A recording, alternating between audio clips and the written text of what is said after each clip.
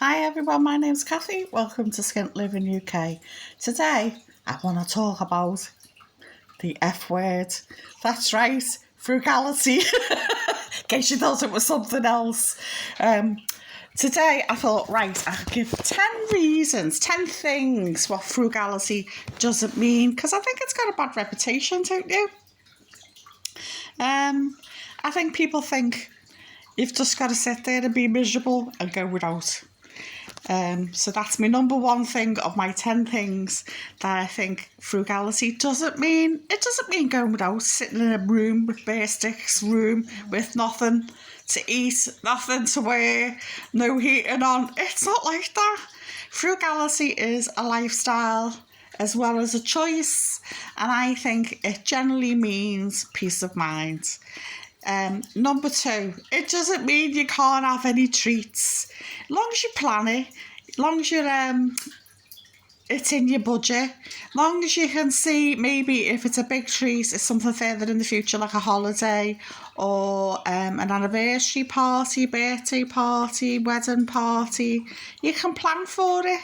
So it doesn't mean you have to go without. It doesn't mean you've got to be miserable all your life because you're being frugal. Number three, it doesn't mean living out your favourite things. One of my absolute favourite things is to sit here with a cup of coffee first thing in the morning, have some chill time playing on my laptop and sitting with my dog. At the moment, I don't know if you can see, she's sitting there on the stool waiting for attention. Go, give me attention. And that doesn't really cost much, having a cup of coffee and sitting there with the dog, does it? No, it doesn't. So, if you have some favourite things, again, it's about planning, maybe a little bit of budgeting, maybe just watching the pennies a little bit more. But it doesn't mean you've got to be miserable and go without all your nicest and favouriteest things. Number four, it doesn't mean buying the cheapest you can possibly can. So, like my mum, she always used to buy me really rubbish, cheap shoes, and it's a false economy because they wouldn't last. They made your feet stinky because they weren't leather, and you'd end up replacing them. Buy cheap, buy twice, isn't it, really? So, it's not about buying the cheapest, it's buying good quality, but at a good price.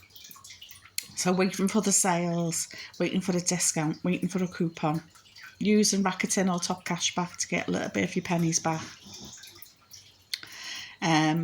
It's just, again, it's a bit, buying out of season. It's all about planning. So basically the running theme here is frugality is about planning. Yeah, it's just, you don't have to go without it, but don't buy the cheapest you can because it's just throwing your money away because you'll only end up buying it again.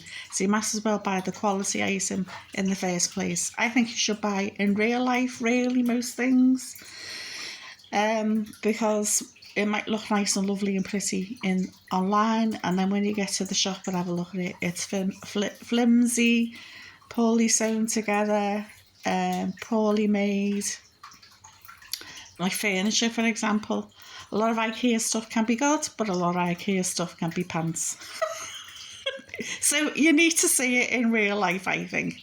So cheap is not the way to go. Buy quality, plan for the purchase, wait for a sale. Number five, you don't have to be miserable. You don't have to sit there and go bar humbug. I'm not buying nothing.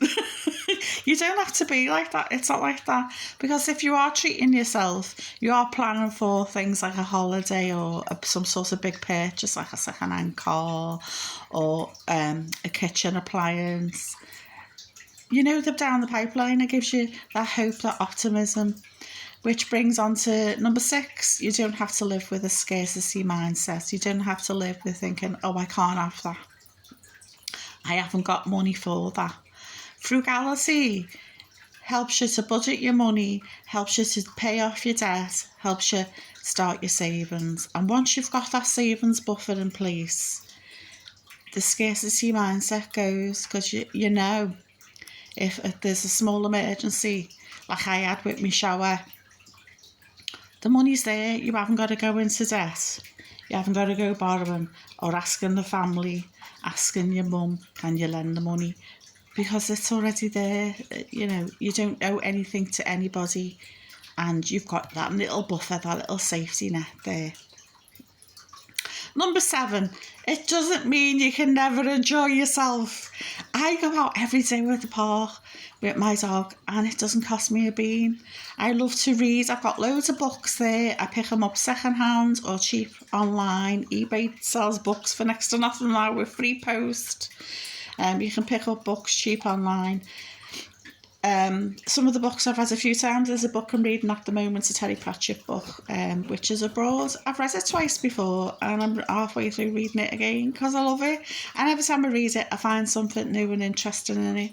You can watch a movie. It doesn't cost you much to watch a movie. You can pick up DVDs and Blu-rays these days in charity shop thrift stores for nothing because people are using streaming services. Even if you do something like Netflix, you can get the basic package, so you can watch a little bit of a movie or a show and make it an event. My son usually on a Friday, because the only telly in our house is in my bedroom, so he sits on the bed with me and we go and get some sweeties or toffee treats and we'll watch that and feed off our faces while we're watching it, and it's cost us like 2-3 quid. And it's been a nice evening out, and it's much cheaper than going to the cinema, because these days going to the movies is just, it's too expensive. And since COVID as well, I think everyone's paranoid about catching coughs and colds and whatever's off the public. Everyone's like, I don't want to sit next to strangers. So there's that element of it as well, isn't there? Number 8. It doesn't mean you can never spend money. It doesn't mean you hold on to every penny. You're not Scrooge McDuck. Obviously, you've got to spend money. You've got to pay your bills. And you've got to have the necessities in life. You've got to have things like socks, underwear, a jumper in the winter, a winter coat, nice T-shirts in the summer, jeans, pet food for you. There's loads of things that you need. Obviously, you can spend money. Number 9, it doesn't mean you can't buy anything. As I said, you've got to plan for it. Once you've planned for it, you can go and do it. Like, I have a weekly budget for my shopping, so obviously I can go out and do my shopping every week. And number 10, it doesn't mean you have to be mean, miserly, tight, stingy, all of those horrible words. If you know you've got birthdays or family coming, you can plan for it. Even if it's your own birthday, because I always buy myself a birthday and a Christmas gift, you can plan for it. So frugality is about planning and budgeting. It's not about being tight and being stingy and holding on to your money. So there you go. Let me know what you think in the comments below. I'm sure you could come up with loads of other reasons frugality doesn't mean being tight and miserly and going bar humbug in the corner somewhere. And please like, share and subscribe. Bye for now.